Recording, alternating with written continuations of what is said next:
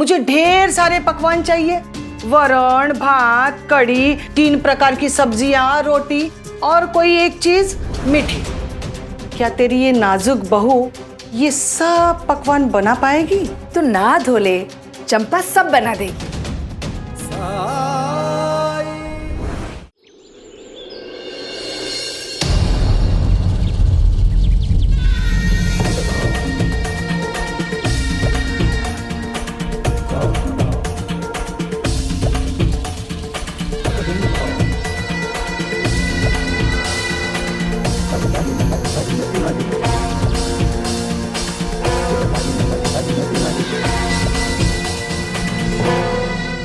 अंततः वो दिन आ गया जब जीत का सेहरा भैरू के सिर पे सजेगा और धन की वर्षा मेरी झोली में।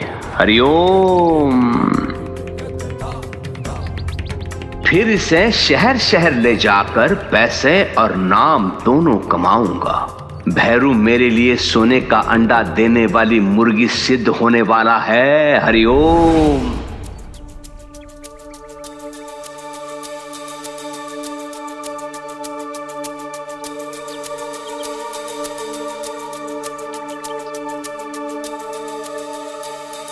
बनता बनता भैरू को इस समय यहां होना चाहिए था। पता लगाओ कहां है वो। जाओ। जी सरकार, चलिए बस।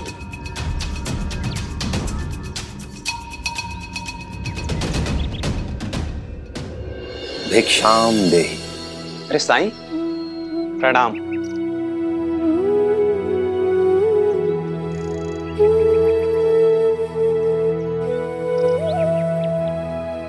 घर की लक्ष्मी आज कुछ नाराज है क्या? हाँ साईं, देखिए ना, घर पे मेरे दोस्त आए हुए हैं और वो अभी मायके जाने की जिद कर रही है। मेरा मायका इसी गांव में 2 गली छोड़ के ही तो है। मिलकर आ जाऊंगी तो क्या बिगड़ जाएगा? मेरी आई मेरी राह देख रही होगी। मैंने जाने के लिए मना किया नहीं ना। अगर थोड़ी देर में चली जाओगी तो कोई पहाड़ नहीं टूट पड़ेगा। और वैसे भी वो बिस्तर पे नहीं है तो अभी के अभी देखने जाना जरूरी है। मैं गलत कह रहा हूं साईं?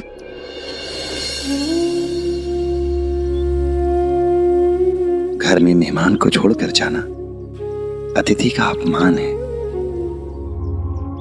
जब ये लोग चले जाएं, तब तुम भी चली जाना। ये साईं मेरी तरफदारी करने की बजाय इनका पक्ष क्यों ले रहे हैं? मैं तुम्हारे घर की ही तरफ जा रहा हूं। तुम्हारी आई से जाकर कह दूंगा कि तुम्हें आने में थोड़ी देर होगी, ठीक है? मन में साई के क्या है कौन जान पाए।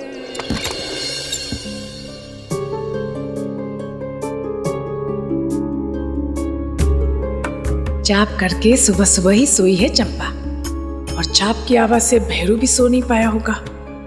उसे सोने देती हूँ। आज एक दिन देर से काम पे जाएगा तो सरकार बुरा नहीं मानेंगे। पैसे भी उनका चहीता है।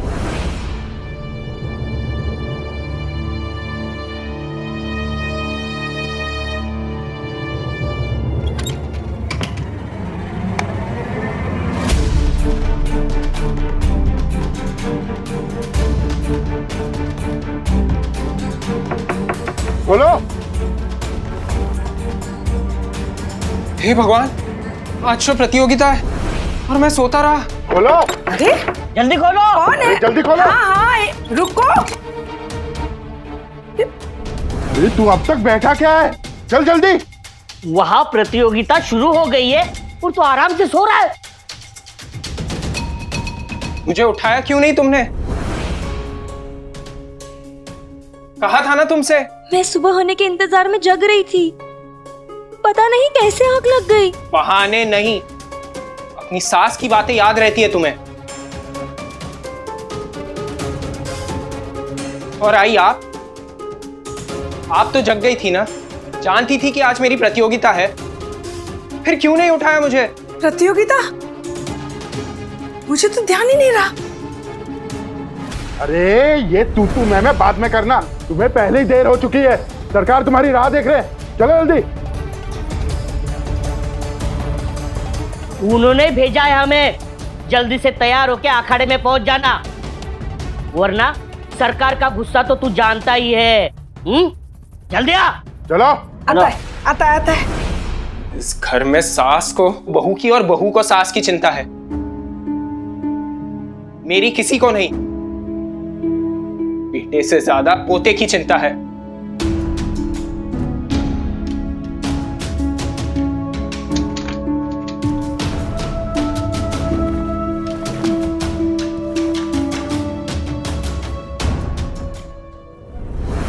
अरे उसे बोलने दे, उसकी तो आदत है। जा उसका खाना लगा ले, नहा के आता ही होगा। हाँ जा।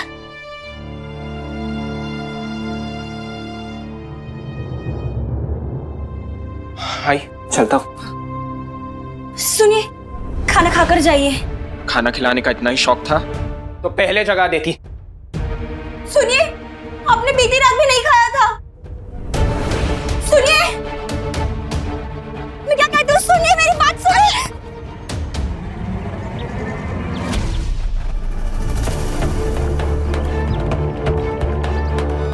अंधी है क्या? दिखाई नहीं देता तुझे?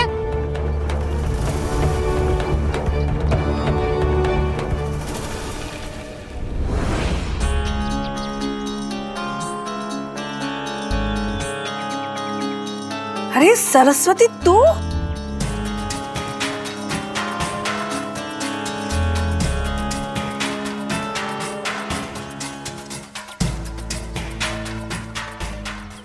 वीरू पहलवान की जय।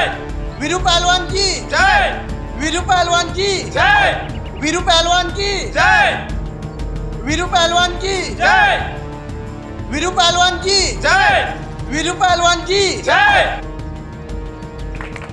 वीरू पहलवान की जय। वीरू पहलवान की जय। वीरू पहलवान की जय। वीरू पहलवान की जय।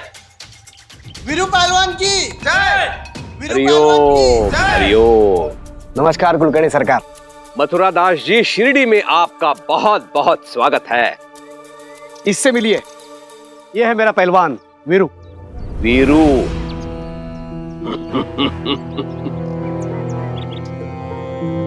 आप अपने पहलवान को ऐसे कंधे पे उठाकर लेकर आ गए? जी, वीरू ने मेरा मान सम्मान बढ़ाया है। पिछले 5 सालों से कुश्ती में वो अपराजित रहा है। बंबई, पूना, अहमदनगर जैसे बड़े बड़े शहरों में कोई भी पहलवान इसको हरा नहीं पाया है। खैर, इसकी छोड़िए, अपने पहलवान से मिलाएंगे नहीं? हाँ, मेरा पहलवान आता ही होगा, कसरत कर रहा होगा कहीं। हरिओम। लेकिन मथुरा दास जी, आप ये समझ लीजिए कि आपके पहलवान की ये ऐसी सवारी आखिरी थी। हरिओम।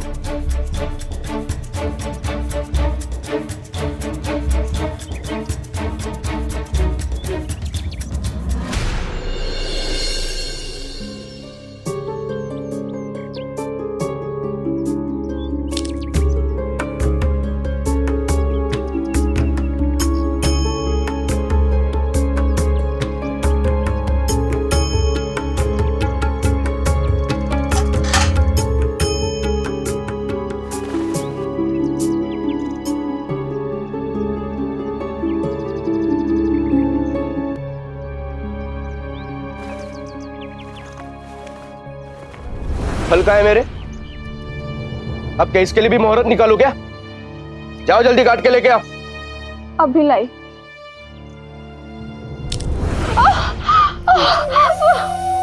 अरे जरा देख के चला करो।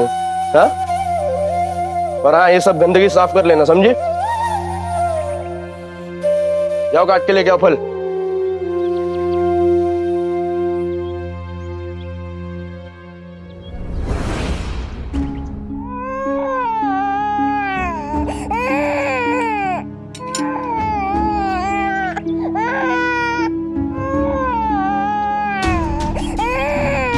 अब रसोई से फल काट के लाने गई हो बगीचे से तोड़ने, जल्दी लेके आओ।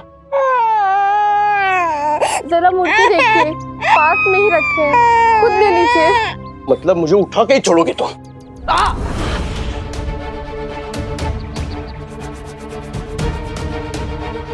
कितनी बार बोला ये साफ करो साफ करो, समझ में नहीं आता तुम्हारे? जाओ जल्दी साफ करो ये। मर्द पैसे कमाकर घर आता है ताकि उसे थोड़ी शांति मिल सके, थोड़ा आराम मिल सके, लेकिन तुम अपने पति को एक पल भी आराम से रहने नहीं दोगी। क्या मांगा था उसने? फल ही तो मांगे थे। और ये मूंगफली के छिलके, ये अभी तक साफ क्यों नहीं किए तुमने? अब घर का क्या क्या काम है ये तुझे बताना पड़ेगा क्या? तू बहू है इस घर की, सारा काम तुझे खुद से ही करना चाहिए। एक इशारा ही काफी होता है। काम ही तो कर रही है आपकी।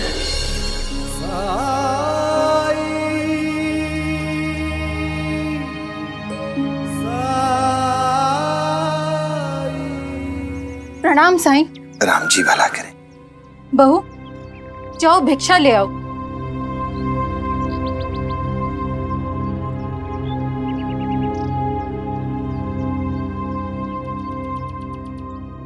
आपके पारिवारिक मामलों में हस्तक्षेप करने के लिए क्षमा चाहता हूं, पर अभी अभी मैंने देखा आपके सुपुत्र चाहते तो फलों की थाली खुद भी ले सकते थे। साईं, ऐसा नहीं है कि मैं थाली उनके हाथ में देना नहीं चाहती थी, लेकिन मेरा मुन्ना रोने लगा था। मेरे दर्द को कोई समझता ही नहीं है। इनका कहना है कि वो कड़ी मेहनत करते हैं, लेकिन सबसे ज्यादा मेहनत मैं करती हूँ, बिना किसी छुट्टी के। कम से कम एक छुट्टी तो इनको सप्ताह में मिलती है। मुझे तो काम से एक पल भी आराम नहीं मिलता। तुम तो ऐसे कह रही हो जैसे जीवन भर मैंने कुछ किया ही ना हो। अरे हमारे वक्त पे बड़े बड़े परिवार होते थे, सबकी देखभाल करनी पड़ती थी। और आज जो तू कर रही है ना, वो कुछ नया नहीं है, वो सदियों से चला आ रहा है। औरत का कर्तव्य होता है कि वो घर का कामकाज करे, सास ससुर के साथ साथ बच्चों की देखभाल करे, और सबसे महत्वपूर्ण बात, अपने पति को खुश रखे। तभी अच्छी पत्नी बनती है वो। और ये सारा काम खुशी खुशी करना चाहिए। पत्नी का स्वर्ग पति के चरणों में ही होता है। बिल्कुल सही कहा आपने काकी।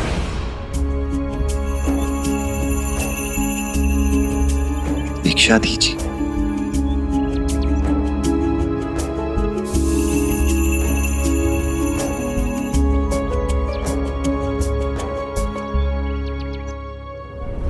अरे हाँ, आपकी बेटी का संदेशा कहना तो मैं भूल ही गया।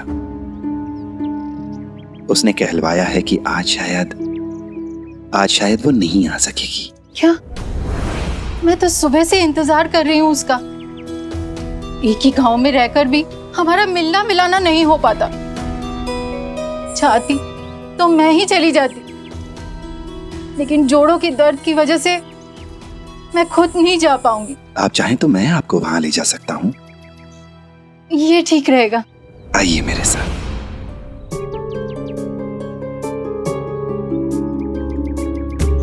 आइए।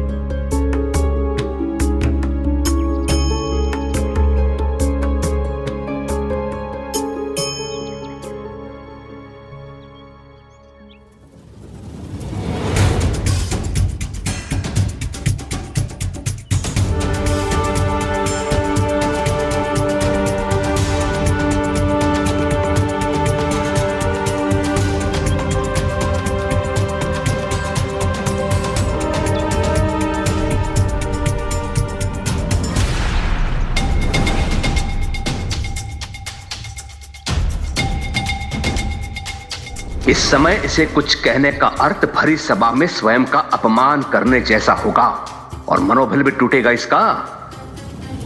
आओ मेरे शेर आओ।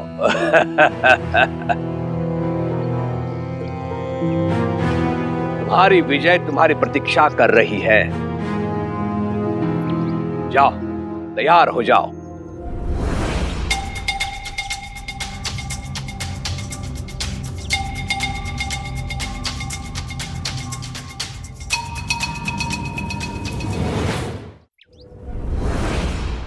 आज तुम्हें किसी भी हालत में जीतना है। दम भर के खाना खा के आए हो ना? अगर खाने के चक्कर में रहता तो आने में और देर होती। मतलब खाली पेट ही लड़ोगे? अरे रे सोच के ही बुरा लग रहा है। भविष्य में हम लोग तुम्हारे साथ कोई काम नहीं कर पाएंगे, क्योंकि आज तो तुम्हारी हार निश्चित है। फिर तो तुम्हारी नौकरी और पहलवानी दोनों ही चली जाएंगी। हाँ पंता जी।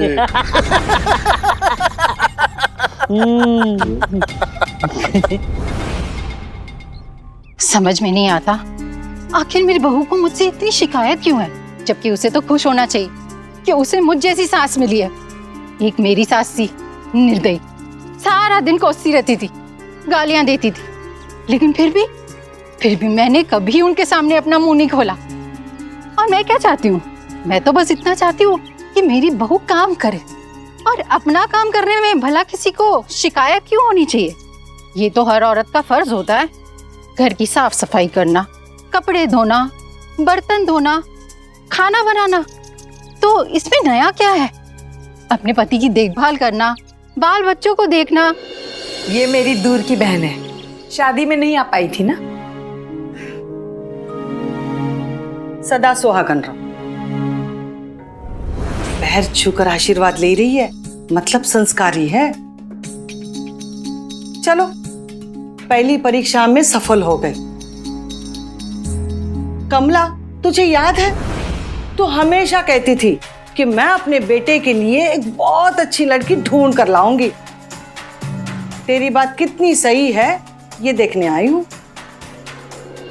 साथ को आज क्या, मेरी बहू तेरी हर परीक्षा में सफल होगी। मेरी नजर से ज्यादा देर तक किसी के गुण दोष छुप नहीं सकते। हाँ हाँ, आराम से देखती रहे। जल्दी क्या है, अभी अभी तो आई है, बैठ नाश्ता कर। नाश्ता? तुझे पता है ना, मुझे ढेर सारे पकवान चाहिए। वरण, भात, कढ़ी, 3 प्रकार की सब्जियां, रोटी और कोई एक चीज मीठी। उसमें हलवा, शीरा, कुछ भी चलेगा।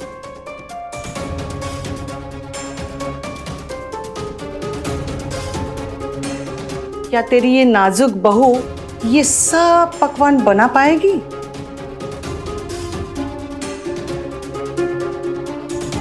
सरस्वती को ऐसे वक्त पे ही आना था जब चंपा का स्वास्थ्य ठीक नहीं है। बीती रात सोई भी नहीं है। अरे चंपा के लिए तो बाएं हाथ का खेल है। तू ना धो ले, चंपा सब बना देगी। ठीक है।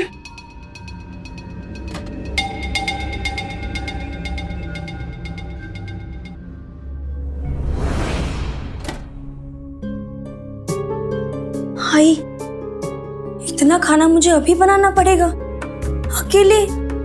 चंपा, मैं तेरी हालत समझ सकती हूँ, लेकिन तू इस सरस्वती को जानती नहीं है। राय का पहाड़ बनाने वाली में से है वो। अगर उसे कुछ कमी दिखी तो सारे रिश्तेदारों में ढिंडोरा पीट देगी कि कमला की बहू को खाना बनाना आता ही नहीं है। इसलिए मैं चाहकर भी तेरी मदद नहीं कर सकती। देख, एक ही बार तो खाना खाएगी वो। कर ले काम थोड़ा सा मेरे लिए। हाँ बेटी। जी आई। अच्छी बच्ची।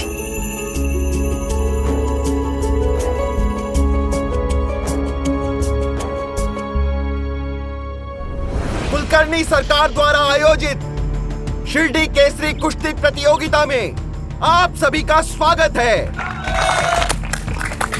आपको यहाँ 2 पहलवानों के बीच एक जबरदस्त मुकाबला देखने को मिलेगा। मेरी दाईं ओर है इस पूरे इलाके के वर्तमान विजेता पहलवान वीरू, जिनके नाम पिछले 5 सालों में एक भी प्रतियोगिता ना हारने का कीर्तिमान है। और मेरे बाईं ओर हैं कुश्ती में पदार्पण कर रहे अपने शिरडी का पहलवान भैरू पहलवान। भैरू भैरू भैरू भैरू भैरू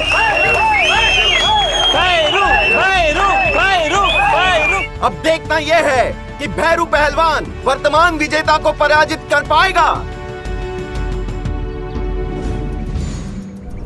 हरिओम।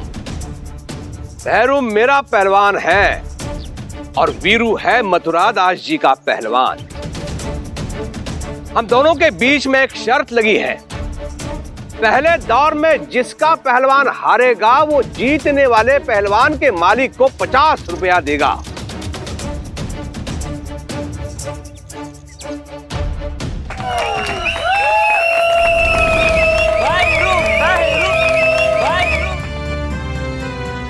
तो अब आरंभ होता है दोनों पहलवानों के बीच का पहला दौर।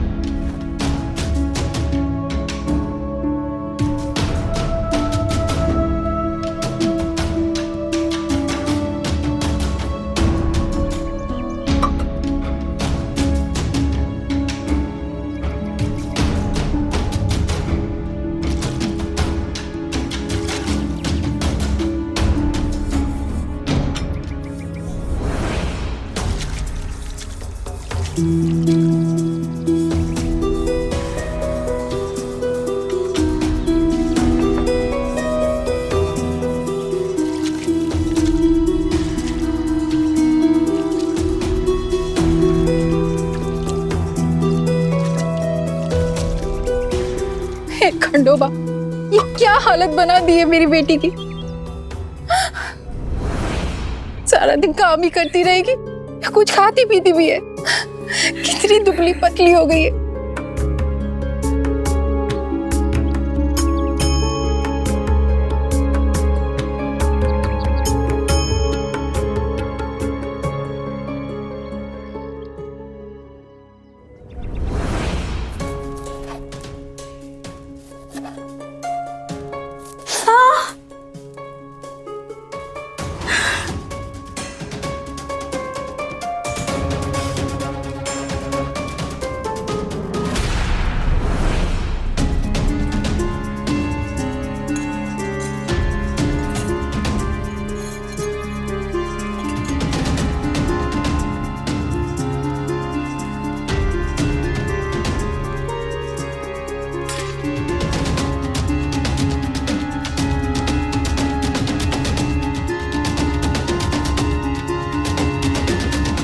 तो गड़बड़ जरूर है। जैसा कमला ने बताया था वैसे तो ये किसी भी तरह से नहीं लगती।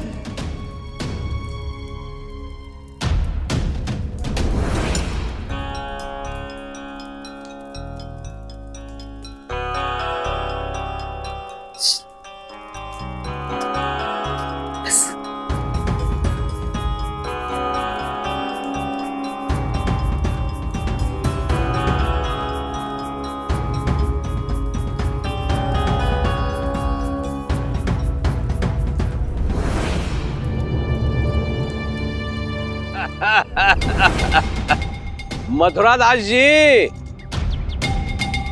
आपके 50 रुपए गए। इतना तो मैं पान खा के थूक देता हूँ। भले ही भैरू ने ये पहला दाव जीत लिया हो, लेकिन इस प्रतियोगिता का विजेता मेरा वीरू ही होगा। हाँ। अच्छा, इतना विश्वास है? चलो क्यों ना हम इस प्रतियोगिता को और रोमांचक बना दें। हारने वाले पहलवान का मालिक जीतने वाले पहलवान के मालिक को 200 रुपए देगा।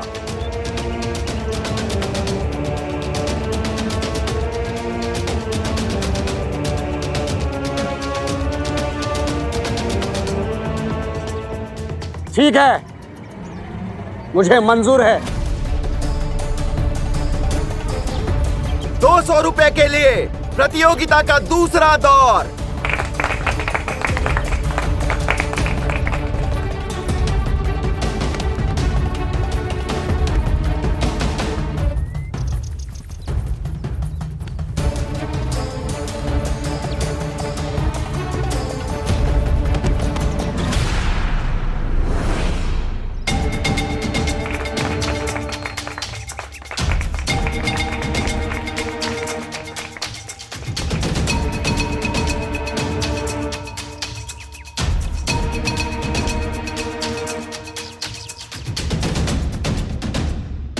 मसाला पकने तक भूनना।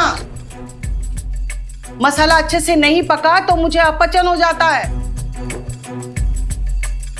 और हाँ, सूर्योदय से पहले ही मुझे पूजा करने की आदत है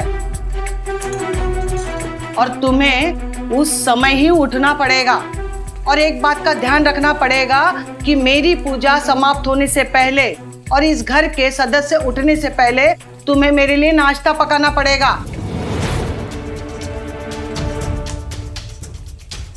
अरे सुन रही कि नहीं? हाँ? अगर कमला, हाँ?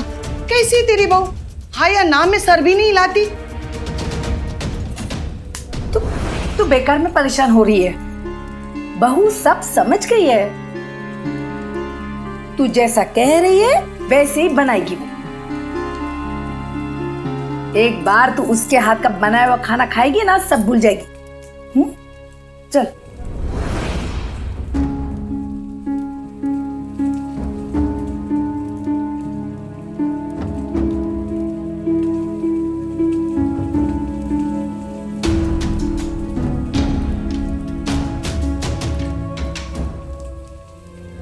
मौसी जी के अनुसार चलूंगी तो चाप के बाद मैं कैसे सो पाऊंगी?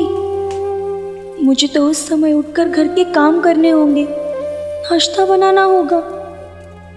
अगर मैं ये करूंगी तो मतलब नींद तो नसीब में ही नहीं होगी।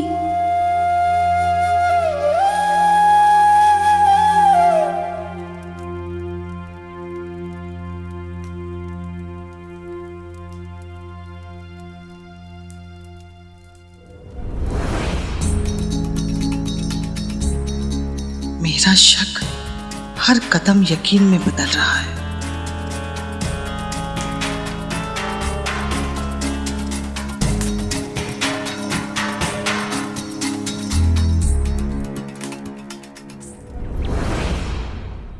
मेरे पति मेरी जरा भी परवाह नहीं करते आई। घर का सारा काम मैं अकेले करती हूँ और वो अपने दोस्तों के साथ घूमते रहते हैं। जहाँ भी जाते हैं अपने दोस्तों के साथ ही जाते हैं। और जब भी मैं आपसे मिलने जाना चाहती हूँ आई, मुझे किसी ना किसी काम के बहाने रोक लेते हैं और फिर मुझे वो काम करना ही पड़ता है।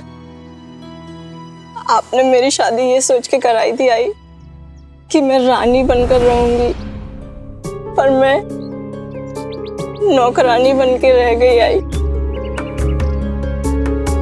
सुबह से शाम बस काम काम और काम।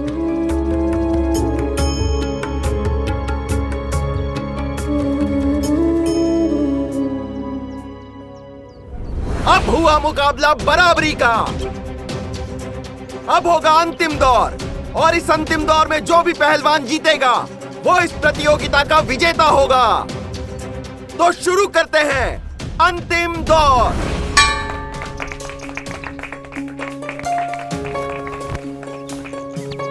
अरे जोर लगा भैरू, जोर लगा। जरा दिखा अपनी ताकत। अरे मार धोबी पछाड़, बहुत ताकत वाला है ना तू तो। पटक उसे, पटक पटक पटक।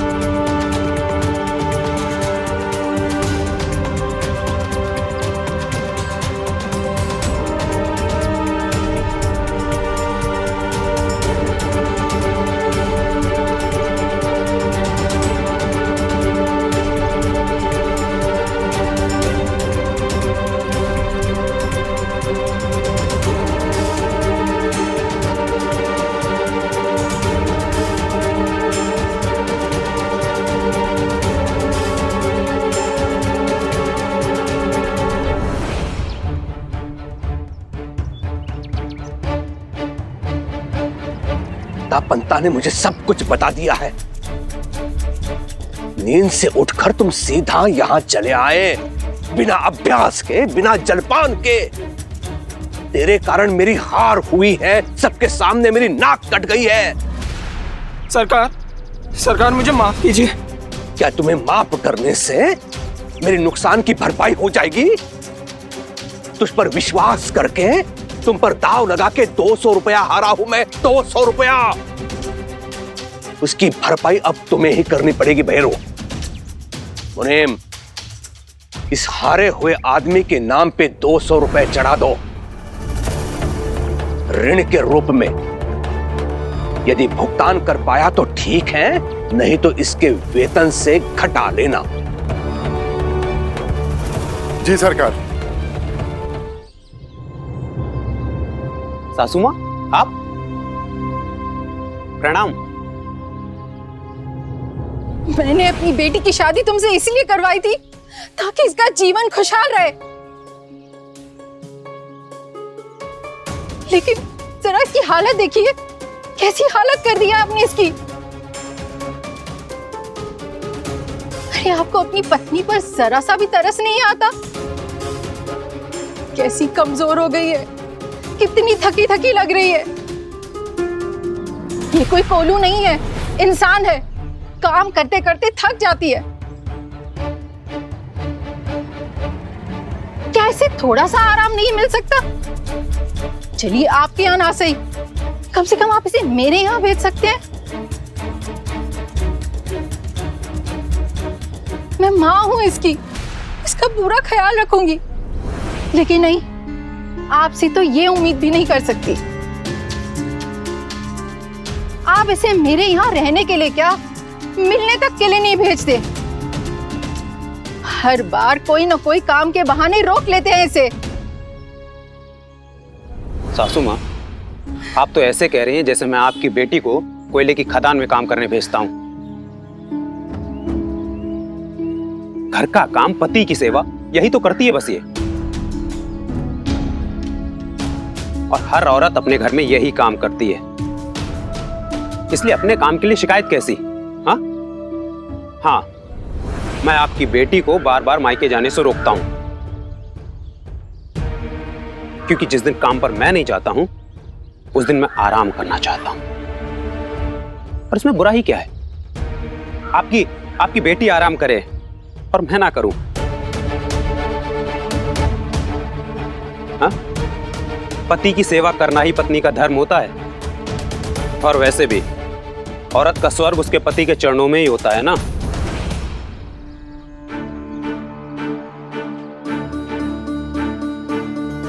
कुछ याद आया?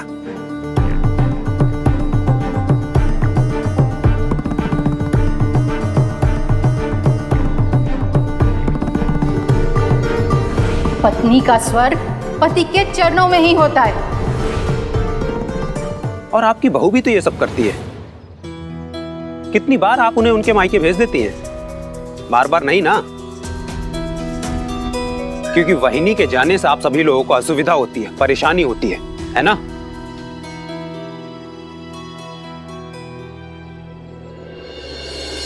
तुम फल बेचते हो ना? जी साईं। जाओ, अंदर से कुछ फल और तराजू ले आओ। जी साईं।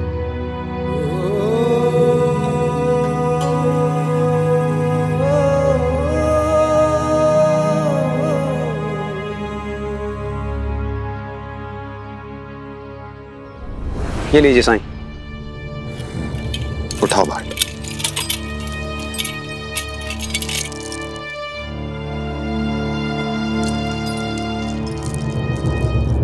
अगर फल बेचते समय वजन वाला पलड़ा ऊपर रहे अर्थात फल वाला पलड़ा नीचे रहे तो क्या होगा?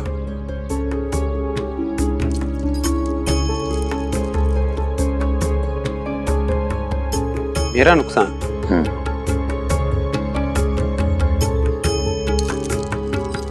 और अगर वजन वाला पलड़ा वो नीचे रहे तो?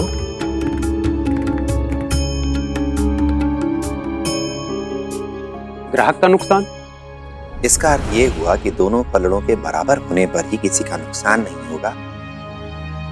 हाँ साईं, लेकिन ये सब आप मुझे क्यों बता रहे हैं? इसलिए क्योंकि पति पत्नी का रिश्ता तराजू के इन पलड़ों के समान ही है।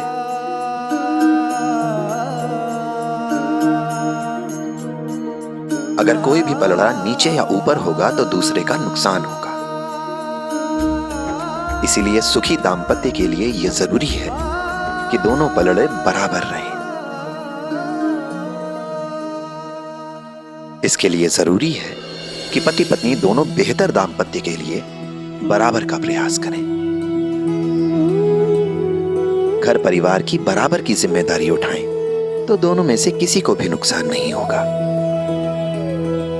वरना पति पत्नी में मतभेद उत्पन्न हो सकते हैं। और क्या कह रहे थे आप? कि आप सप्ताह भर काम करते हैं। एक बार सोचिए और बताइए कि आप दिन भर खड़े रहते हैं। क्या दिन भर में एक क्षण भी ऐसा नहीं आता जब आपको आराम करने का मौका मिलता हो, जब आप कोई शारीरिक श्रम का काम ना कर रहे हो? नहीं साईं, बाजार पहुंचने के बाद मैं पहले एक जगह बैठता हूं और उसके बाद फल बेचता हूं। और आपका बेटा? वो तो किसी दुकान पर काम करता है ना? जी साईं। क्या वो दिन भर खड़ा रहता है? दिन भर में उसे आराम करने का एक भी क्षण नहीं मिलता। दिन भर शारीरिक श्रम का काम करता है वो? नहीं, ऐसा तो नहीं है। केवल ग्राहक के आने पर सामान लेने के लिए उठ बैठ करनी पड़ती है। मगर दोनों परिवार की स्त्रियां ये दिन भर अथक परिश्रम करती हैं। सुबह जल्दी पतिदेव के उठने से पहले उठती हैं। शाम को परिवार के सारे सदस्यों के बाद सोती हैं। दिन भर काम के पीछे चक्कर घिन्नी की तरह भागती फिरती हैं। सुबह जल्दी उठना है, पानी भरना है, खाना बनाना है, घर की साफ सफाई, कपड़े धोना, बर्तन धोना, बच्चों को नहलाना धुलाना, उन्हें विद्यालय के लिए तैयार करना, कटाई सिलाई। दिन खत्म हो जाता है लेकिन काम खत्म नहीं होते। एक पल का भी आराम नहीं, एक पल का भी आराम नहीं।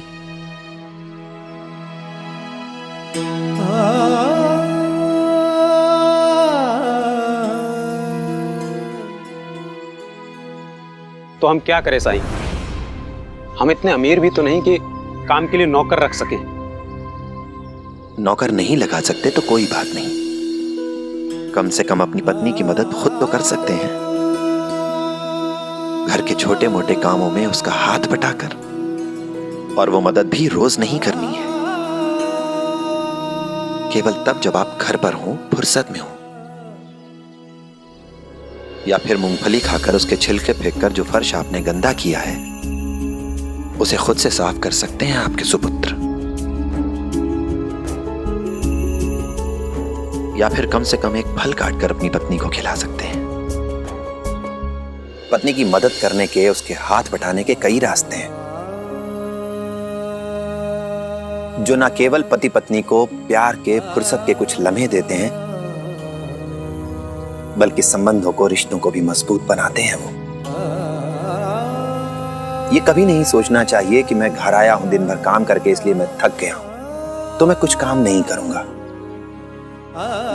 ये समझने की कोशिश करनी चाहिए कि आपकी पत्नी जो पूरे घर की जिम्मेदारी उठा रही है वो आपसे ज्यादा थकी हुई है,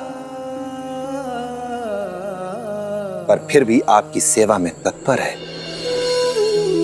और जब पति अपनी पत्नी का हाथ बटाता है घर के कामों में तो पत्नी को भी अर्धांगिनी होने का एहसास होता है। घर का काम जल्दी निपट जाता है, दोनों आराम कर सकते हैं। ऐसा बिल्कुल नहीं है कि घर के बाहर काम करने वाला, घर के लिए कमाई करने वाला इंसान ही परेशान होता है महत्वपूर्ण है। घर के अंदर काम करने वाले इंसान की भी उतनी ही महत्वपूर्ण भूमिका है एक सफल वैवाहिक जीवन में, क्योंकि उसके भी अपने तनाव होते हैं, अपनी भूमिका, अपनी परेशानियां, अपनी चिंताएं होती हैं। और इस बात को पति पत्नी जितनी जल्दी समझ ले उतनी ही जल्दी वो एक दूसरे का सम्मान करने लगेंगे।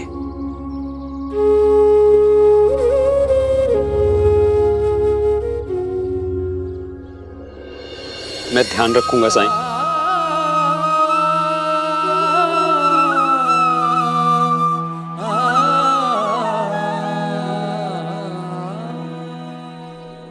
और जितनी ममता आपको अपनी बेटी के लिए है उतनी बहू के लिए भी रखिए, क्योंकि वो भी किसी की बेटी है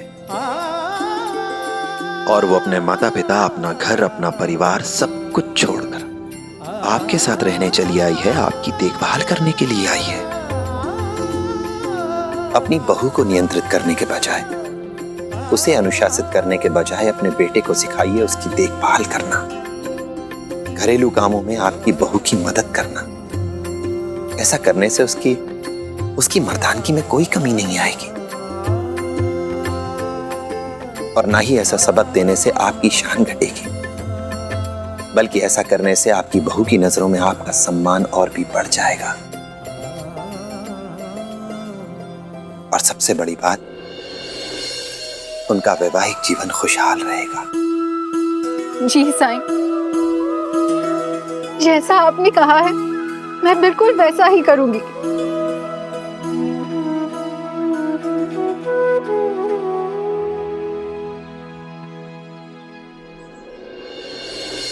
हर स्त्री का एक सपना होता है,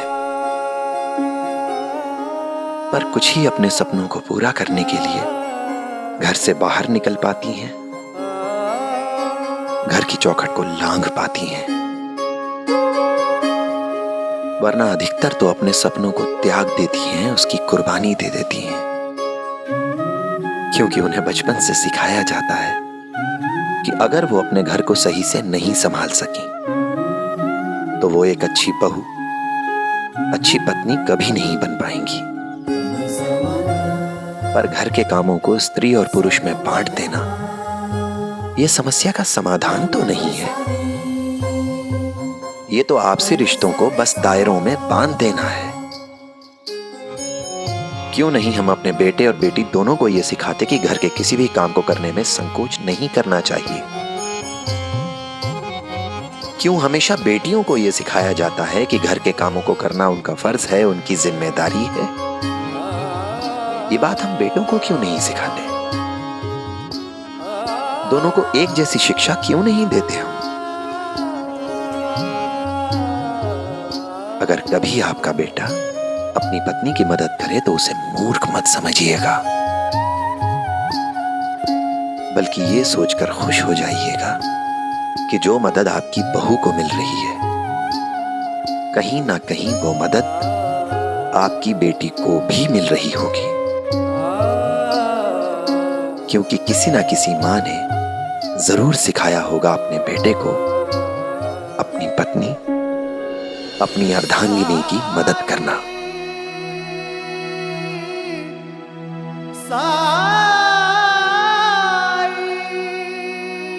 राम जी भला करें।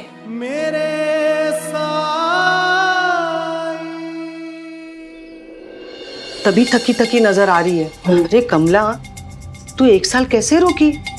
तूने तुरंत इलाज करवा देना चाहिए था। देर आए दुरुस्त आए।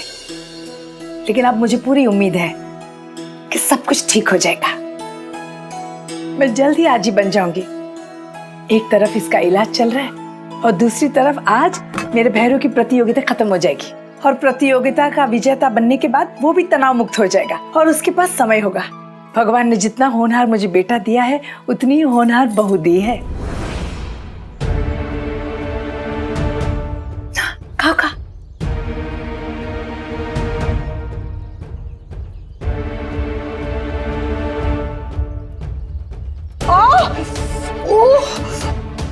देवा,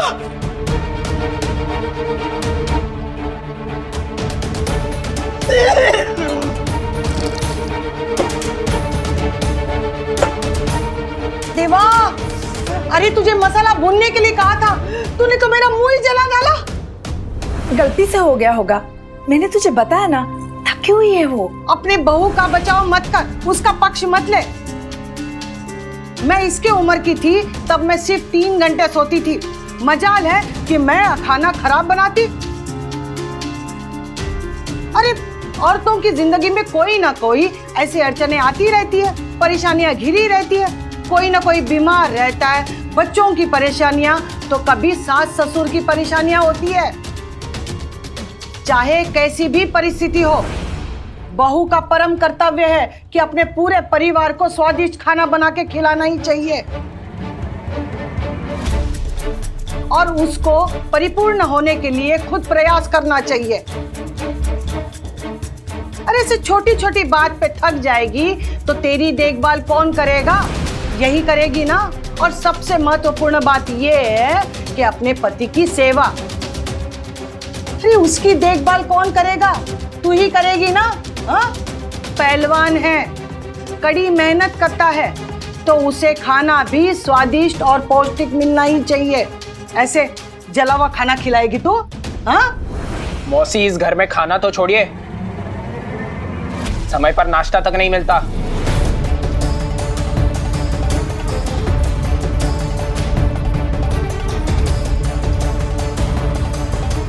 सोते रहते हैं लोग, जगाते भी नहीं है। इस घर में सबकी अपनी अपनी प्राथमिकता है। किसी को फिक्र है मेरी? अरे ये तो बता, तू ही जीता ना? क्यों मजाक कर रही है आई? मेरा हारना तो तय था, क्योंकि मेरी प्रतियोगिता की परवाह किसी को नहीं थी। आप ऐसा क्यों बोल रहे हैं? अब बोलने के लिए बचा ही क्या है? आई तो शुरू से ही मेरी पहलवानी को लेकर गंभीर नहीं थी। रही सही उम्मीद मुझे तुमसे थी, लेकिन तुम तो सास की बातों को ज्यादा महत्व देती हो। तुम्हारी वजह से मेरी रातों की नींद हराम हो गई है। पति को उठाने की फिक्र होती तो जगती, पति की प्रतियोगिता की चिंता होती तो मेरी बात का ध्यान रखती। ना समय पे जगाया, ना ही समय पे नाश्ता दिया, जिससे पति प्रतियोगिता हार गया। उसका सपना तो टूटा, साथ ही मालिक का सपना भी टूटा, जिससे मालिक ने नाराज होकर 200 रुपए का कर्जदार बना दिया मुझे।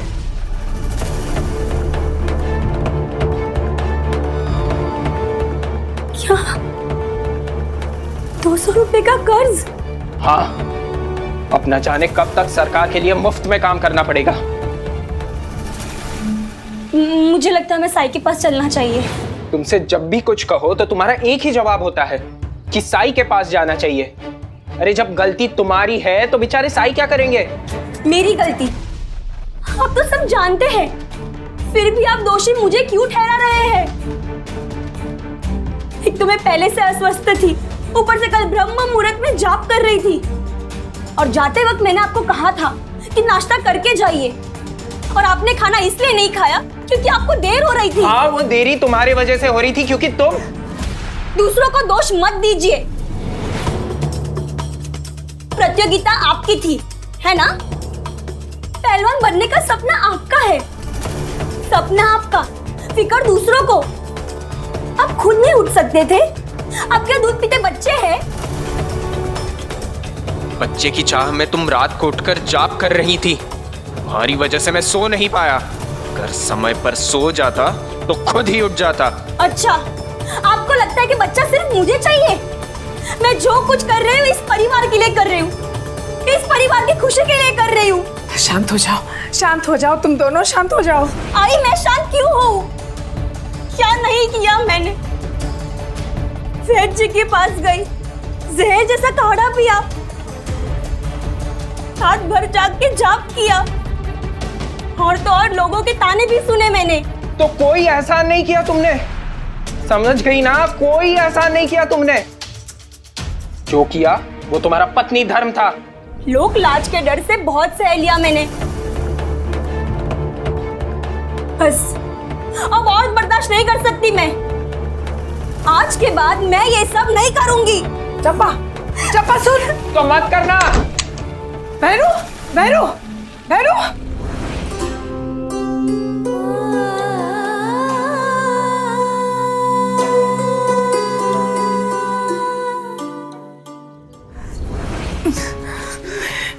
क्या हो गया ये?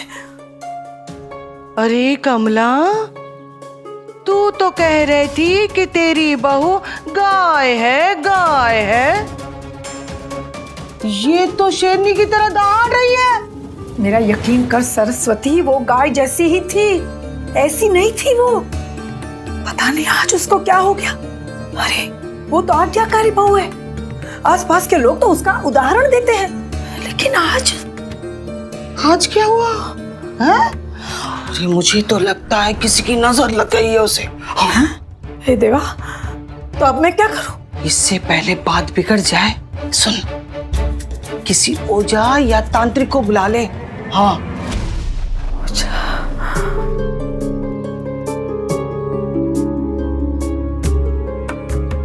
हो सकता है नजर लगने के कारण ही मेरी चंपा मां नहीं बन पा रही है। एक बार नजर उतर गई तो सब ठीक हो जाएगा। मैं आज के आज ही तांत्रिक को बुलाऊंगी। आखिर एक बार आजमाने में हर्जी क्या है?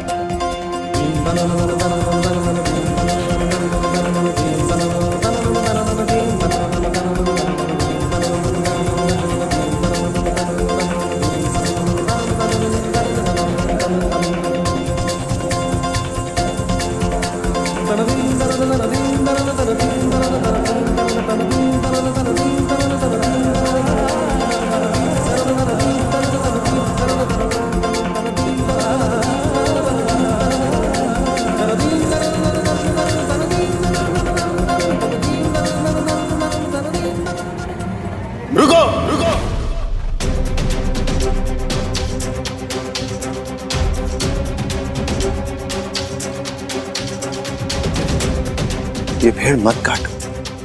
काटना तो मैं भी नहीं चाहता साई, लेकिन मजबूर होकर काट रहा हूं।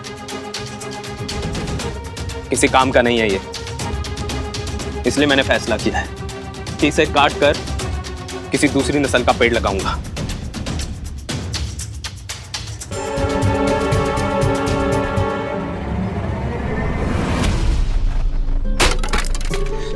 साईं, साईं, ये मैंने क्या अनर्थ कर दिया साईं? ये मैंने क्या कर दिया? अरे सुनती हो? अरे कपड़ा और बर्तन में पानी भर के लेके आओ। अरे साईं के हाथ में चोट लग गई है। साईं, आप परेशान ना हो, मेरा हाथ ठीक है।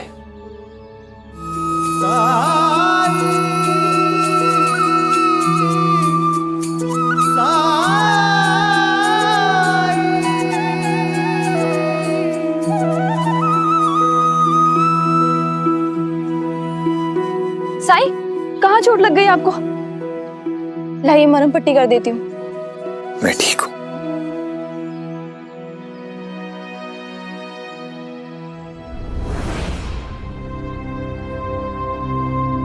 एक बात पूछूं आपसे साईं, आपने ऐसा क्यों किया? तुम्हें रोकने के लिए। क्यों? आम का ये पेड़ तो तुम्हारे पापा ने लगाया था ना, तो तुम इसे काटना क्यों चाहते हो? हाँ साईं, मेरे जन्म पर ही मेरे बाबा ने आम का पेड़ लगाया था और हम दोनों यहाँ एक साथ ही बड़े हुए। मेरे बाबा कहा करते थे कि कुछ सालों में इस पर फल आ जाएंगे। बच्चे से जवान हो गया मैं, शादी हो गई, बाल बच्चे हो गए मेरे, लेकिन आज तक इस पेड़ पर एक भी आम नजर नहीं आया मुझे। बस यूं ही जगह घेरे खड़ा हुआ है। इससे मुझे सिर्फ नुकसान ही होता है, कोई फायदा नहीं। खाद पानी पर बस बेकार के पैसे खर्च करता हूं। सूखे पत्ते, सूखी टहनियां गिरकर आंगन को गंदा करती है और मेरी रोज की मेहनत जाती है आंगन को साफ करने में। आप ही बताइए साईं, क्या करूं? क्या तुम पूरे यकीन के साथ कह सकते हो कि इस पेड़ ने तुम्हें कुछ नहीं दिया है? हाँ साईं, कुछ नहीं दिया। एक बार ध्यान से देखो इस पेड़ को और फिर बताओ, शायद कुछ दिख जाए।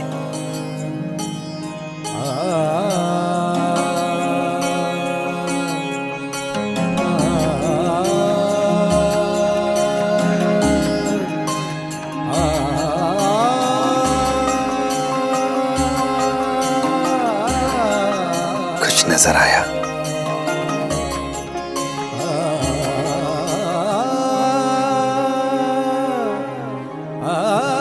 हाँ साईं, इस डाल पर मेरे बचपन में एक झूला हुआ करता था, जिस पर मैं अपने दोस्तों के साथ खूब खेलता था, खूब झूलता था। और कुछ?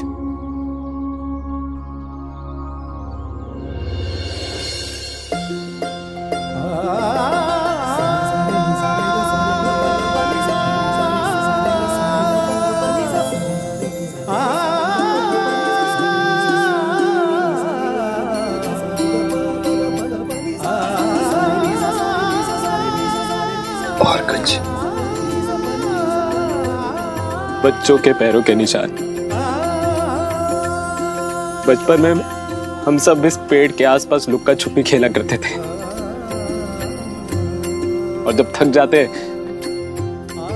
तो इसके नीचे बैठकर आराम किया करते थे और इसकी छांव में बैठकर घर से लाया हुआ सामान खाया करते थे साईं।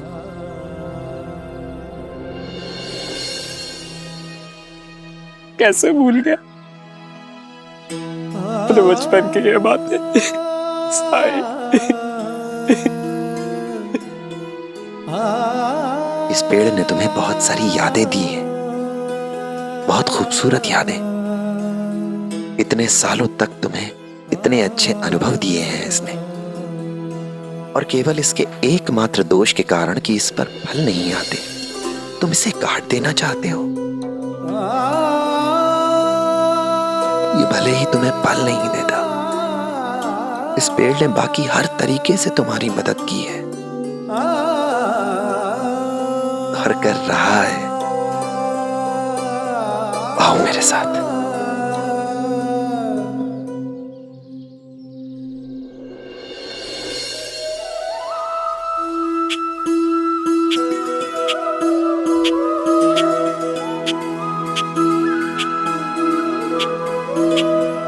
वो देखो, वहां ये पेड़ इन चिड़ियों का घर है, इनका आश्रय है, इनका बसेरा है। जब तुम कहीं से थके मांदे आते हो तो ये तुम्हें छायादार आराम करने के लिए जगह भी देता है। क्या हुआ अगर फल नहीं आते तो? इसकी सूखी टहनियां हवन के काम आती हैं। इसके पत्तों से गांव के हर मंगल कार्य में तोरण बनाए जाते हैं, बंधनवार बनाए जाते हैं। और बस केवल एक छोटी सी कमी कि इस पर फल नहीं आते, तुम इसे काट देना चाहते हो। ये लगातार तुम्हारी मदद करता रहा है और करता रहेगा। मत काटो इसे, ये बेकार नहीं है। हम इंसानों ने अपनी जरूरत, अपनी सहूलियत, अपनी हुकूमत के अनुसार नियम बना लिए हैं। बिना प्रकृति के नियमों के बारे में सोचे, बिना उसके रहस्यों को जाने। और ये केवल हमारा अहंकार है। अगर कुछ सालों में इस पर फल नहीं आए तो हमने मान लिया कि इस पर कभी फल आएंगे ही नहीं। ये बेकार है। हम ये क्यों भूल जाते हैं कि इसका अस्तित्व केवल हमारी उम्मीदों को, हमारी जरूरतों को पूरा करने से नहीं है। और ये बात दावे से कैसे कह सकते हो कि इतने साल अगर इस पर फल नहीं आए तो आगे भी नहीं आएंगे? क्या हम प्रकृति से बड़े हैं? क्या हम प्रकृति के नियमों को जानते हैं? उसकी प्रक्रिया को समझते हैं? हमारे नियंत्रण में है प्रकृति। मनुष्य होने का अहंकार मत करो, जो है सम्मान करो उसका। हो सकता है इस पेड़ पर बौर फूटने वाली हो और तुम इसे काट दो केवल अधीरता की वजह से। प्रकृति को समझो, उसकी गति, उसकी प्रक्रिया का सम्मान करो। हो सकता है जल्दबाजी में तुम कोई निर्णय ले लो, पर बाद में पछताना ही पड़ेगा।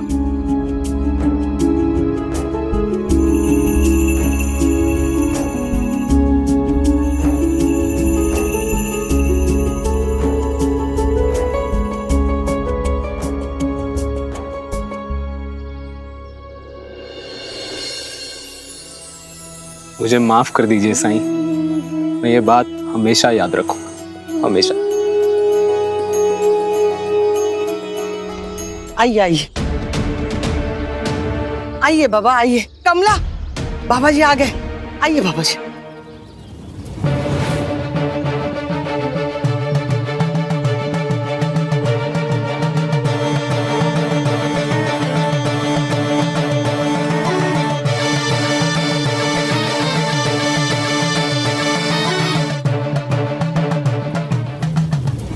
कमला, ये वही बाबा जी हैं जिनके बारे में मैंने तुमको बताया था। प्रणाम बाबा जी। घर तो ठीक ठाक है, मतलब पैसा भी अच्छा होगा। आइए आइए आइए अंदर। नहीं, मैं अंदर नहीं जा सकता। इस घर पर बुरी नजर का साया है।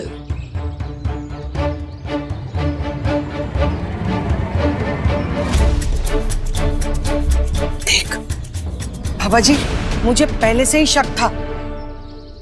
क्या आप बुरी नजर उतार नहीं सकते?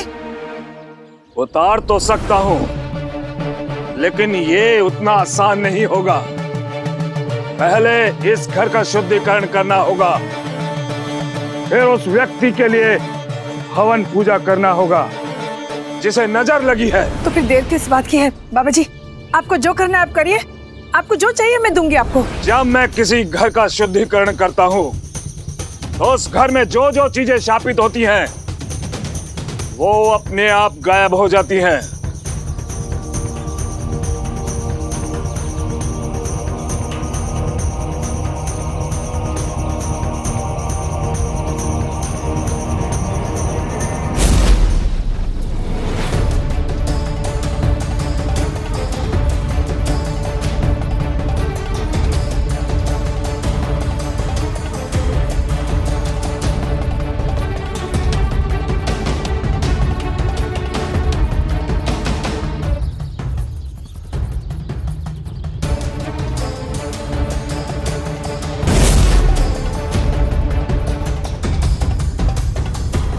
बहुत बुरी तरह से शापित है आपका घर।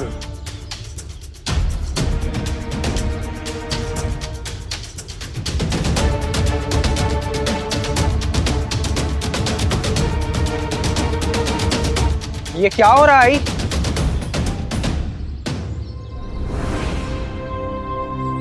मैं जो भी कर रही हूँ बहू की भलाई के लिए कर रही हूँ।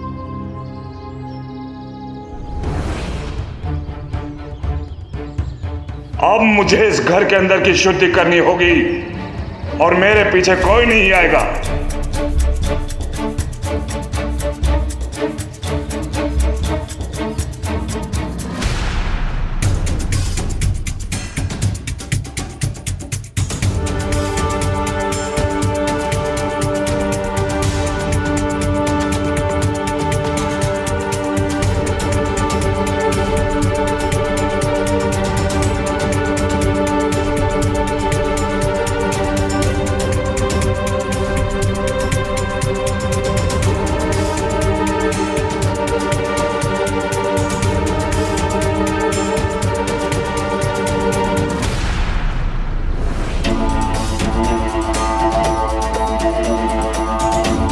घर का शुद्धिकरण हो गया है।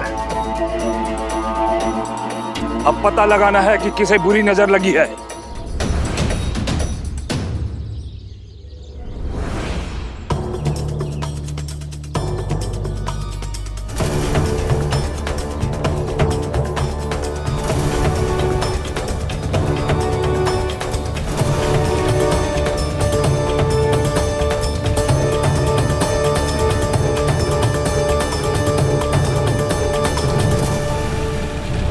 यही इस घर की बहू है, मतलब यही है मेरा शिकार।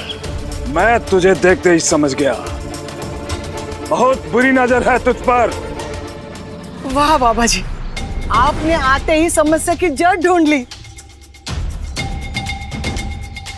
अब क्या करना होगा बाबा जी? मैंने कहा था कि पीड़ित व्यक्ति के लिए हवन करना होगा, अभी के अभी।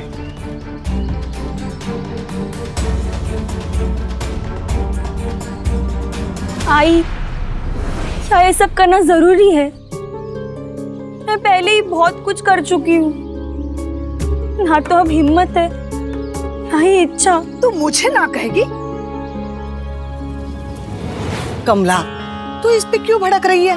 हाँ, ये तेरी बहू नहीं, बुरी नजर बोल रही है। हाँ, मैं समझती हूँ चंपा, ये बुरी नजर तुझसे बुरा बर्ताव करा रही है, लेकिन मैं ये भी समझती हूँ कि बुरी नजर मेरी बहू की अच्छाई पे इतनी हावी नहीं हो सकती कि वो मेरी आज्ञा नहीं माने। सच कहूँ तो मेरी गलतियों की सजा तुझे मिल रही है बेटी। सबके सामने तेरी तारीफ करते करते मैं थकती नहीं थी ना। मेरी वजह से तुझे बुरी नजर लगी है बेटी। तुझे सिर्फ बैठना है, फिर देख सब कुछ एक बुरे सपने की तरह खत्म हो जाएगा।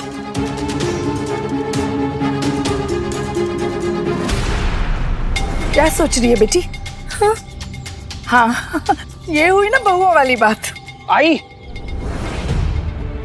ये सब अंधविश्वास है। और चंपा, अब तुम ये सब भी करोगी? तू शांत रह। तू अपनी नाक बीच में मत घुसा। मेरी बहू मैं कहूंगी वैसे ही करेगी। और एक बार इसकी नजर उतर गई, फिर मैं तेरी भी नजर उतारूंगी। अरे आज हार का मुंह देखा है तूने? मैं ये सब बकवास नहीं करने वाला। बाबा जी, आप तैयारियां शुरू कर दीजिए।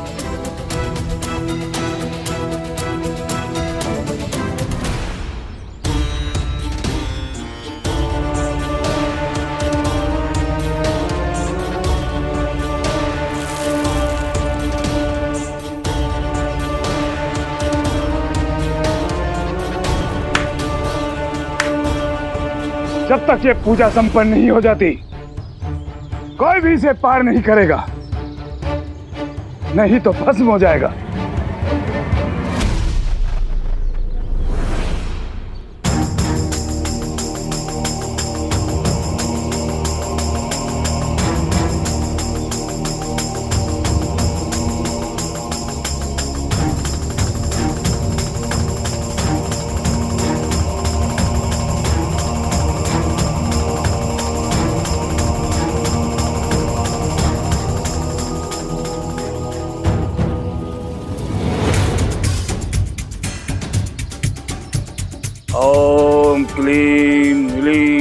चामुंडाय नमः।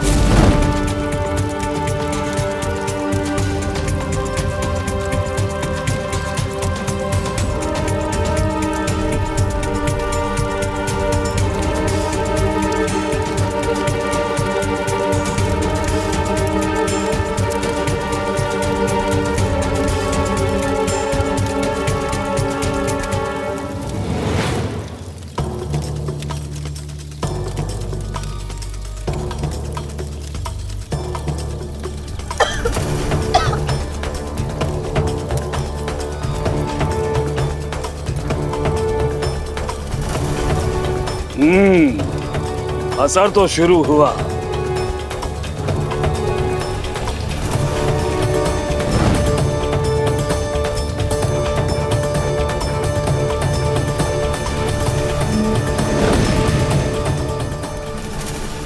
अब समय है आखिरी आहुति देने का, लेकिन ये आहुति हवन सामग्री से नहीं होगी, बल्कि आखिरी आहुति पीड़ित को अपने खून से देनी होगी।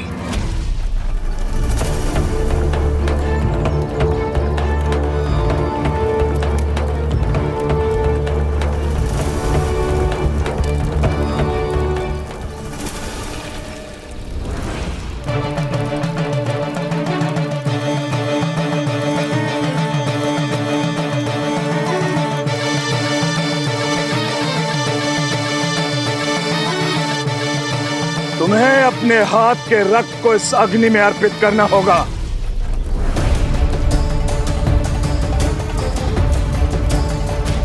तुम्हारा दिमाग तो खराब नहीं हो गया? आखिरी आहुति के बिना पूजा संपन्न नहीं होगी। जहां पूजा में विघ्न पड़ा, पूजा अधूरी रही, तो घोर अनर्थ होगा।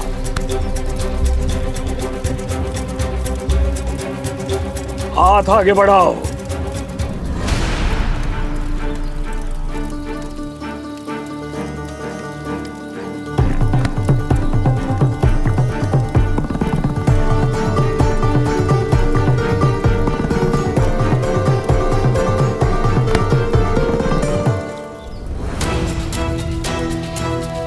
मैंने कहा ना, चंपा ये सब नहीं करेगी। कर रहा है तू? पूजा में विघ्न मत डाल, पूजा संपन्न होने दे। लेकिन आई, तुझे मेरी सौगंध।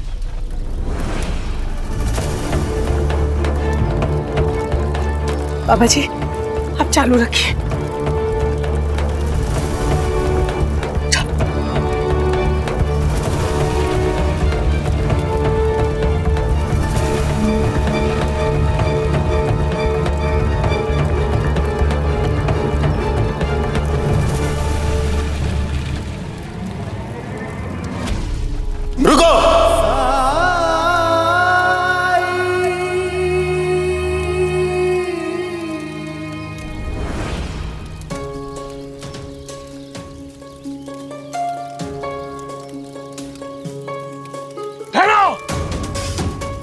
इस दहलीज को लांघने की कोशिश मत करना, वरना भस्म हो जाओगे।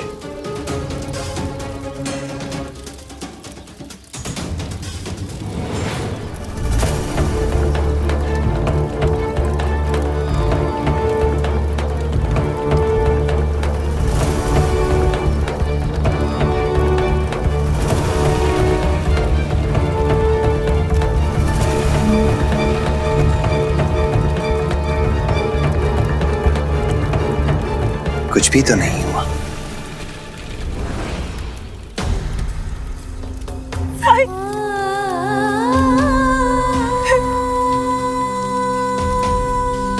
ये कैसी पूजा है जिसमें किसी को दुख दिया जाए, किसी का खून बहाया जाए? कौन है ये जो मेरे विधि विधान पे सवाल उठा रहा है? ये साई है। साई, ये पूजा को संपन्न होने दीजिए। ये सब मैं सिर्फ अपनी बहू के लिए कर रही हूँ। और बाबा जी ने कहा है, पूजा अगर बीच में रोकी जाए तो घोर अनर्थ हो जाएगा। अनर्थ? अपनी जिस बहू को आपने हमेशा बेटी की तरह रखा, आज किसी के कहने पर आप उसी का खून बहाना चाहती हैं। इससे बड़ा अनर्थ और क्या हो सकता है? आप बिल्कुल सही कह रहे हैं साईं। अब आप आ गए हैं, आप ही समझाइए ना। देखने से तो साईं फकीर लगता है और इसके प्रति अपार श्रद्धा है घर वालों की। इससे पहले की बात बिगड़े, मुझे साईं से निपटना होगा। क्या तमाशा है ये? क्या तुम भूल गई हो ये हवन पूजा क्यों करवा रही हो? अगर ये पूजा संपन्न नहीं हुई तो जिस वंश को तुम बढ़ाना चाहती हो उस वंश का सर्वनाश तय है। भगवान दयालु है, वो क्षमा करता है, प्रतिशोध नहीं लेता। क्या तुम मुझे इस फकीर के हाथों बेइज्जत कराने लाई थी? जा रहा हूं मैं यहाँ से। नहीं नहीं बाबा जी, ऐसा मत कीजिए, रुक जाइए। वैसे मुझे इसका अंदेशा था। ऐसा ही होता है, जब कोई बुरा साया होता है कोई ना कोई आपकी पूजा को रोकने की कोशिश जरूर करेगा, और ये वही हो सकता है जो आपको खुश नहीं देख सकता।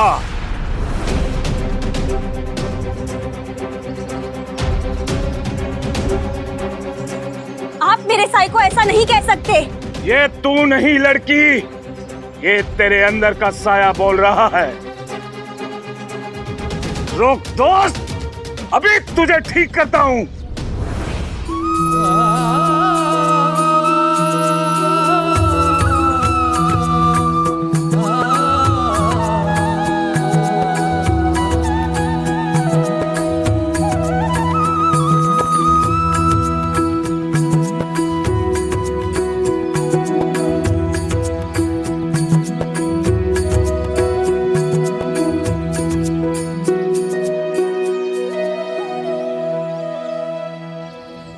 लोगों को मूर्ख बनाकर ठगने के लिए मैंने बहुत सारे हथकंडे सीखे हैं, लेकिन ये कैसे किया इस फकीर ने?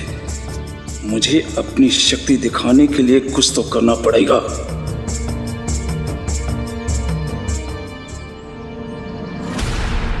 मेरा शक अब यकीन में बदल गया है।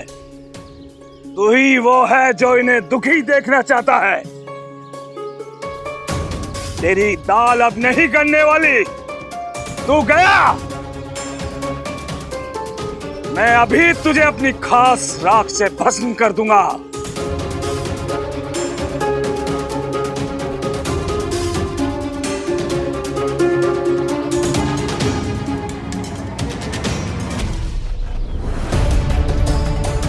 आग! अरे आग! अरे आग बुझाओ! अरे आग बुझाओ! जाओ!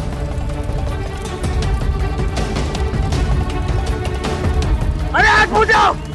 आग!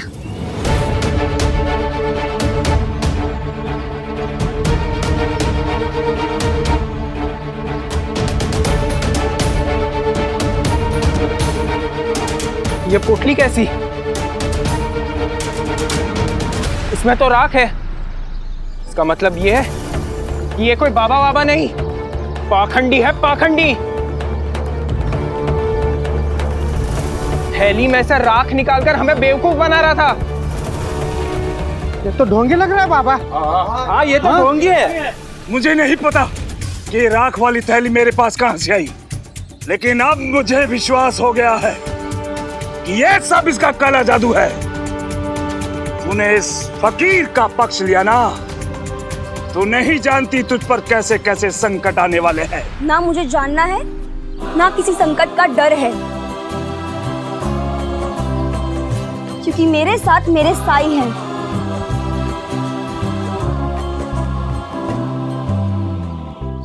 सजा मिलेगी सबको। तूने इस फकीर और अपनी बहू के हाथों अपमानित करने के लिए बुलाया ना मुझे।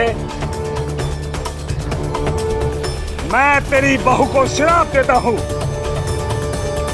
कि वो कभी मां नहीं बन पाएगी, कभी नहीं। पड़ गई ना तेरे कलेजे में ठंडक। मैंने पहले ही सावधान किया था। करा दी ना बाबा जी की बेइज्जती। बाबा जी रुक जाइए। अरे इनसे गलती हो गई। बाबा जी रुक जाइए, इन्हें माफ कर दीजिए, रुक जाइए।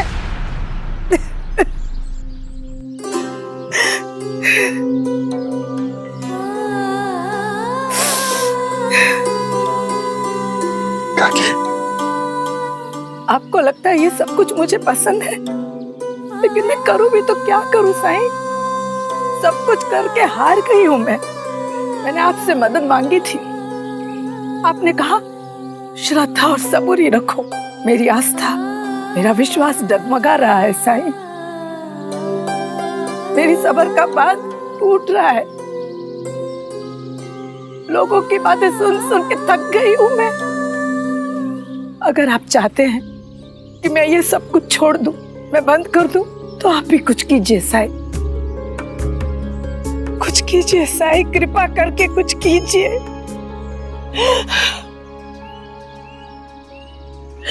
मैं आपकी मदद करूंगा। सच? तुम दोनों मेरे साथ आओ।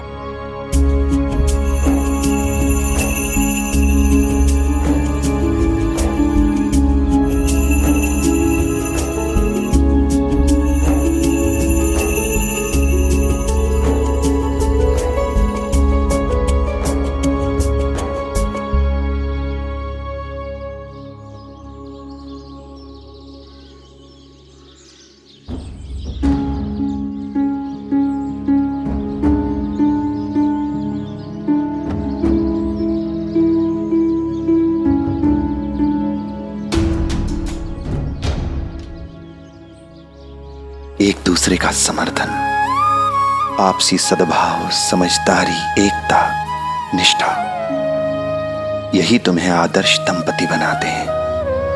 शादी के समय तुम लोगों ने एक दूसरे से वादा किया था कि हर सुख दुख में एक दूसरे का साथ दोगे, मुश्किल घड़ी में साथ नहीं छोड़ोगे। और आज तुम दोनों ने एक दूसरे पर इल्जाम लगा दिए।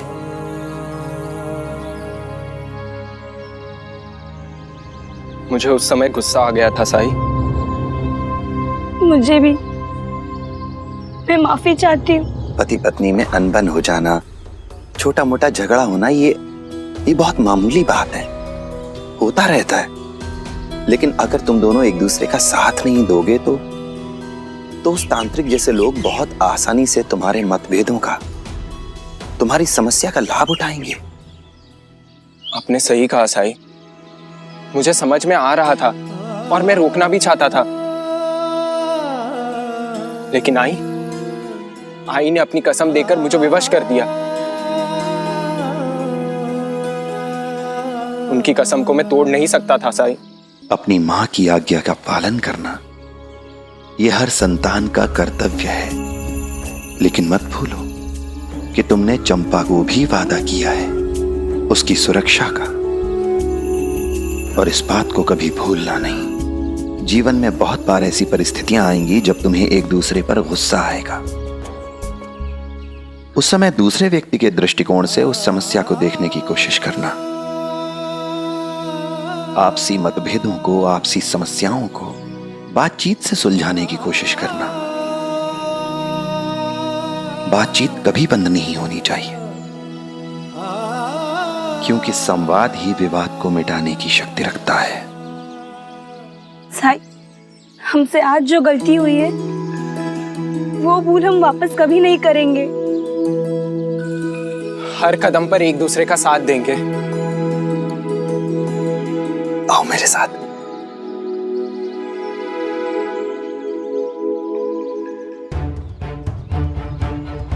अरे कमला, ये तूने क्या किया? बाबा जी को गुस्सा दिला दिया, वो भी उस आदमी के लिए। अरे वो है कौन? बताया था ना, वो साई हैं। शिरडी में सबसे अधिक श्रद्धेय और सम्मानित व्यक्ति हैं वो। सबकी आस्था है उन पर, सबकी समस्या हल करते हैं वो। देखना, भैरू चंपा को लेकर गए ना कुछ अच्छा ही होगा। तुम्हारा दिमाग खराब हो गया, सटिया गई है तू। अरे उन्हें मदद करनी ही थी तो पहले कर देते। तो नहीं से देर भली। अरे कमला, तुझे पता है दूसरी सासें सीधा हुक्म चलाती है, लेकिन तू मिन्नत करती है, विनती करती है अपनी बहू से, उसके बाद भी कोई लिहाज नहीं है उसे। तू कहती रही और वो पूजा से उठ गई सिर्फ इसीलिए कि वो साई आ गया। अरे साफ साफ दिखता है कि तेरी बहू तुझसे ज्यादा वो साई की बात मानती है। अरे कमला, तेरी बहू तो हाथ से गई है, कहीं ऐसा ना हो कि तेरा बेटा भी हाथ से निकल जाए और तेरा वंश ही आगे ना बढ़े। नहीं, मैं ऐसे होने नहीं दूंगी। मैं सुनिश्चित करूंगी कि भैरू को औलाद हो, चाहे उसके लिए मुझे कुछ भी क्यों ना करना पड़े। मैं अपने कुल को ऐसे मिटने नहीं दूंगी। भैरू को संतान होगी, चंपा मां बनेगी। सच्चाई से लाख इनकार कर ले, लेकिन तुझे जल्दी एहसास हो जाएगा तेरी बहू चंपा कभी मां नहीं बन सकती, और इसमें तेरा वो साई कुछ नहीं कर सकता।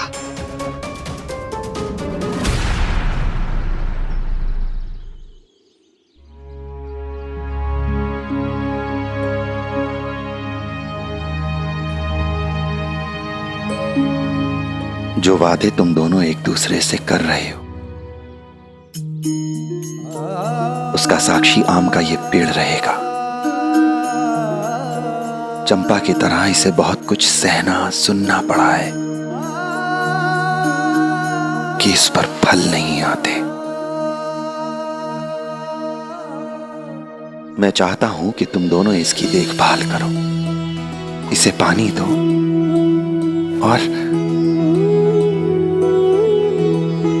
और इसे ये विश्वास दिलाओ कि इस पर भला आ सकते हैं।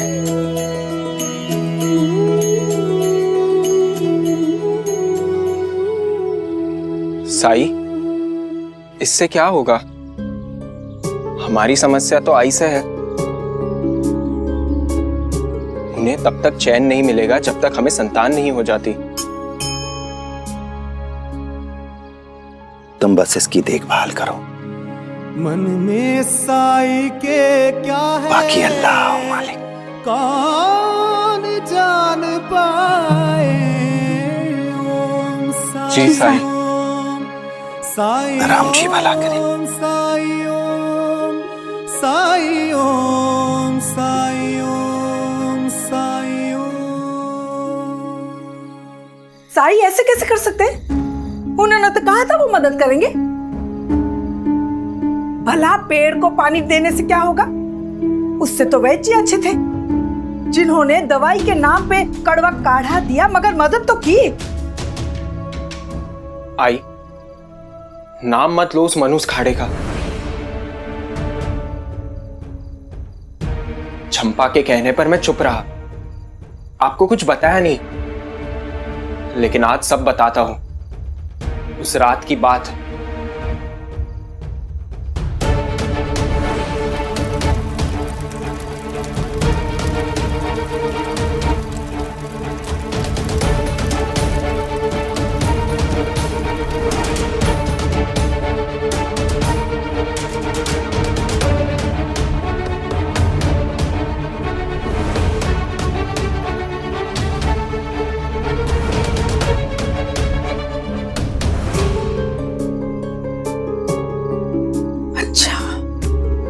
इसका मतलब साई ने वैद्य जी की दी हुई दवाई बाहर निकाल दी, तभी काढ़े का असर नहीं हुआ। और आज साई ने मुझे एहसास दिलाया कि आप जो चंपा के साथ कर रही है वो कैसे सही नहीं है। अब से मैं आपको चंपा के साथ ये सब करने नहीं दूंगा।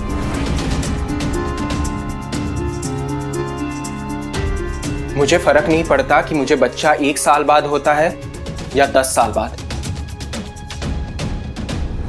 अरे कमला, देखा तूने? अब ये तेरा बेटा साई की भाषा बोलने लगा है। इसको मैं बचपन से देखती आ रही हूँ। इसने आज तक इस प्रकार कभी भी तुमसे बात नहीं की। क्या तुम्हें अभी भी लगता है ये साई तुम्हारा शुभचिंतक है? मौसी जी, आप गलत सोच रही है, क्योंकि आप साई को। अब तू हमें बताएगी क्या सही है क्या गलत है? साई ने चंपा को काढ़ा पीने से रोका, हवन में विघ्न डाला, और तो और मेरी इतनी विनती के बाद भी उन्होंने मेरी मदद नहीं की। और मैं ये मानने को तैयार नहीं हूं कि जो शख्स अंधों की आंखों की रोशनी वापस ला सकता है, वो कोई चमत्कार करके मुझे आज ही नहीं बना सकता। अगर वो चाहे तो कुछ भी असंभव नहीं है, यही कहते हैं ना सब। सरस्वती की बातें अब मुझे भी सच लगने लगी है। दाल में कुछ न कुछ काला है, तभी साई मदद नहीं कर रहे हमारी।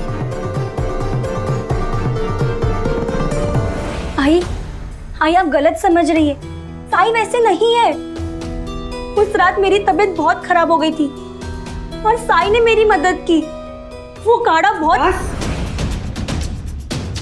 मुझे तो लगा था वो सब तू अपनी मर्जी से कर रही है, फिर तू साई का बचाव क्यों कर रही है? आई, साई को किसी के बचाव की जरूरत नहीं है। मैं हमेशा साई का पक्ष लूंगी, उनका साथ दूंगी। आई, आपने मुझे अपनी घर की बहू इसलिए चुना क्योंकि आपको मुझ में गुण नजर आए।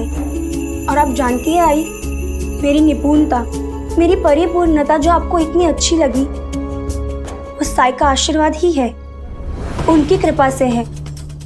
आई, मैं बचपन में ठीक से बोल नहीं पाती थी, साई ही है जिन्होंने मेरा हकलाना ठीक किया। जब मैं गाना चाहती थी तब वो साई ही थे जिन्होंने मुझे गाने का मौका दिया। और तो और आई, वो साई ही थे जिनके कारण मैं आपसे मिली थी। आज मेरे पास जो भी है वो उनका दिया हुआ है, फिर मैं उनका समर्थन कैसे नहीं कर सकती हूँ?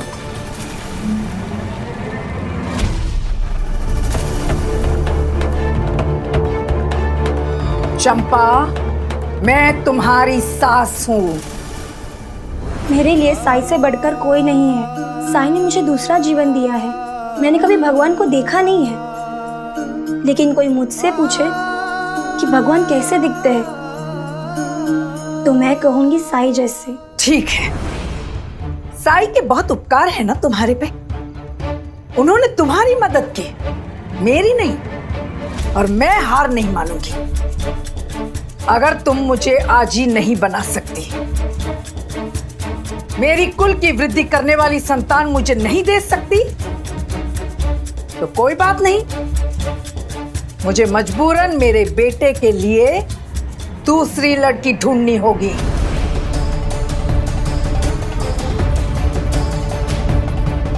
अगर बहू अपनी सास की बात नहीं मान सकती, तो ससुराल में उसका क्या काम? आज से मेरे घर में तेरे लिए कोई जगह नहीं है।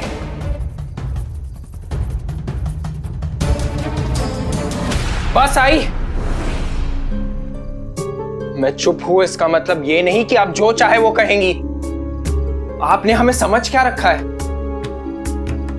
अपने हाथों की कठपुतली? जैसा आप चाहे वैसे हम आपके इशारों पे नाचे, और आपका कोई फर्ज नहीं। ना आपको मेरी कुश्ती की फिक्र थी, ना चंपा के स्वास्थ्य की। आपके कारण उसे इतनी यातनाओं से गुजरना पड़ा। आज तो मैंने अपना सारा गुस्सा चंपा पर निकाला, लेकिन सच तो यह है कि सारा कसूर आपका था, क्योंकि चंपा को काढ़ा पिलाने का निर्णय आपका था।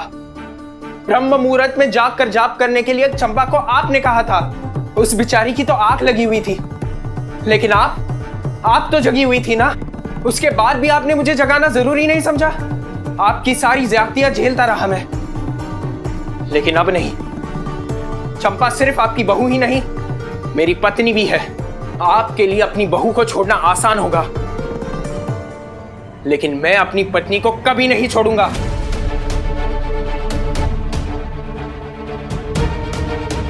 इसलिए आप जब अपने लिए एक नई बहू ढूंढेगी तो अपने लिए एक नया बेटा भी ढूंढ लीजिएगा।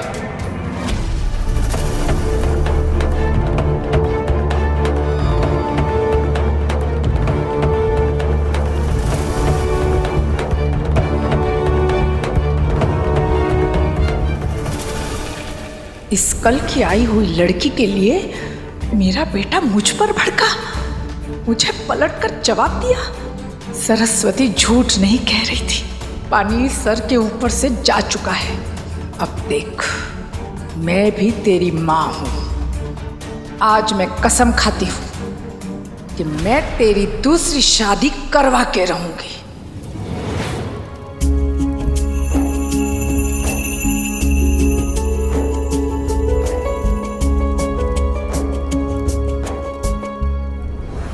धार्मिक वीडियो सबसे पहले देखने के लिए हमारे चैनल को सब्सक्राइब करें और बेल आइकन दबाएं।